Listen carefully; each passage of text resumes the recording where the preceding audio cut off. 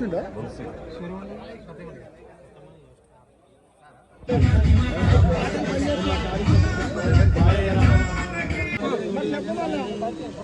చూపి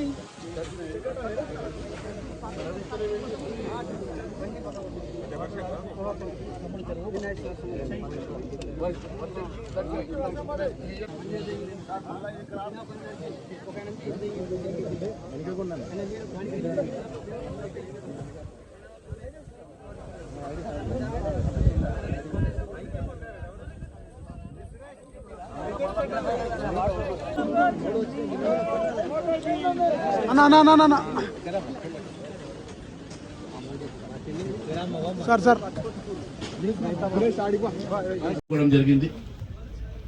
అనేక ఐక్యూబీ సెంటర్లు, అనేక ఏఎంసీ సెంటర్లు, రోడ్ల పొంట రైతులు పడుతున్నటువంటి బాధలు, రోడ్డు పొడుగున కిలోమీటర్ల కొద్దీ వరి ధాన్యాన్ని పోసి వాటికి కాపలా కూర్చున్నటువంటి రైతులను చూస్తూ ఉంటే నిజంగా దయనీయమైనటువంటి పరిస్థితి కనబడ్డది. 6 కాలాలు కష్టపడి పండించినటువంటి పంట దినము రాత్రి ఎండకు ఎండి వానకు తడిసి కరెంటు తీగలకు భయపడక, పాములకు భయపడక, తేళ్లకు భయపడక కుటుంబాది పాలు పొలాన్ని నమ్ముకొని పండించినటువంటి పంట చివరికి అమ్ముకోవడానికి కూడా గోసపడే పరిస్థితి. మళ్ళీ ఈరోజు 4 రోజులైతే వర్షాలు పడతాయి, మళ్ళీ వాళ్ళు పొలం పనులు మొదలైతాయి. అటు పొలం పనులు దున్ని చేసుకోవాలన్నా, ఇక్కడ ఈ కళల దగ్గర వాళ్ళు పడిగాపలు కాయాలనే బాధతోటి ఈరోజు రైతు బాధపడతా ఉన్నాడు. కొంతమంది రైతు కుప్పల మీద కూలి చనిపోయిన పరిస్థితి మనం గమనిస్తా ఉన్నాం. నిన్న లక్షడిపేటలో గత వారం వడగాళ్లకు ఆ షెడ్డు కూలి వాళ్ళ మీద పడితే 3 రైతులు చనిపోయినారు. ఇప్పుడే ఆలేరు దగ్గర ఒక రైతు చనిపోయినాడు. ఇప్పుడే నాకు 5 నిమిషాల ముందు ఇన్ఫర్మేషన్ వచ్చింది.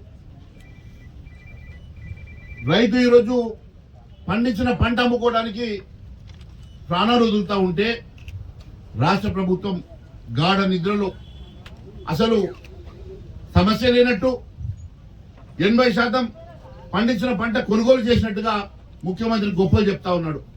నేను ముఖ్యమంత్రిని ఛాలెంజ్ చేస్తా ఉన్నాను. తప్పుడు మాటలు, తప్పుడు లెక్కలు చెప్పేటువంటి ముఖ్యమంత్రి రేవంత్ రెడ్డి గారు, నీకు దమ్ము ధైర్యం ఉంటే రండి, నీ రాష్ట్రంలో నువ్వు చెప్పిన చోటికి తీసుకెళ్తా, రైతు పడేటువంటి కష్టాన్ని చూడండి, అక్కడ వరి కుప్పలను చూడండి, మక్కల సంగతి అదే, జొన్నల సంగతి అదే, సన్ఫ్లవర్ అంతే ఉంది, శనగల విషయం కొనుగోలు మొదలగాలి. రాష్ట్రంలో రైతు పడుతున్నటువంటి గోస అంతా ఇంత కాదు. ఏ రైతు ఓటుతోటైతే నువ్వు ముఖ్యమంత్రి అయినవో, ఏ రైతు పేరు మీద మీరు డిక్లరేషన్ ఇచ్చి వరంగల్ డిక్లరేషన్ లో మీరు రాహుల్ గాంధీని దొరకొచ్చేసి అబద్ధపు మాటలు చెప్పినావో, ఈరోజు ఏ ఒక్క హామీ అయినా నెరవేర్చామని అడుగుతున్నా. నీ 6 గ్యారంటీలు ఏమైంది? 6 గ్యారంటీలకు చట్టమైతే ఏమైంది? చివరకు 420 హామీల సంగతి ఏమైందని అడుగుతా ఉన్నా. రైతు డిక్లరేషన్ ఇప్పుడే మీరు ప్రింట్ చేసినటువంటి రైతు డిక్లరేషన్ చూపిస్తా ఉన్నాను, నేను గుర్తు చేస్తా ఉన్నాను. రైతు పంట నష్టపోతే రైతు ఎవరికి చెప్పుకోలేని పరిస్థితి.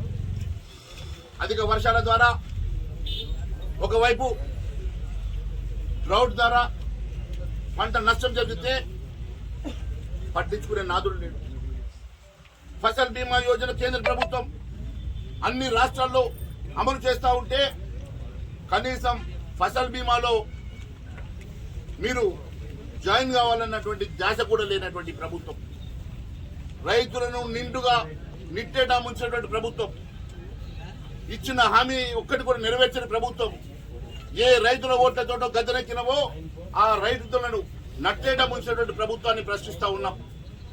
ఎట్టి పరిస్థితిలో మీరు చివరి ధాన్యం కొనుగోలు చేసే వరకు, మీరు ఇచ్చిన మాట ప్రకారం చివరి ధాన్యం కొనుగోలు చేసే వరకు భారతీయ జనతా పార్టీ మీ మెడలు వంచుతుంది, ఇదే రకంగా మిమ్మల్ని వెంబడిస్తుందని తెలియజేస్తా ఉన్నాను.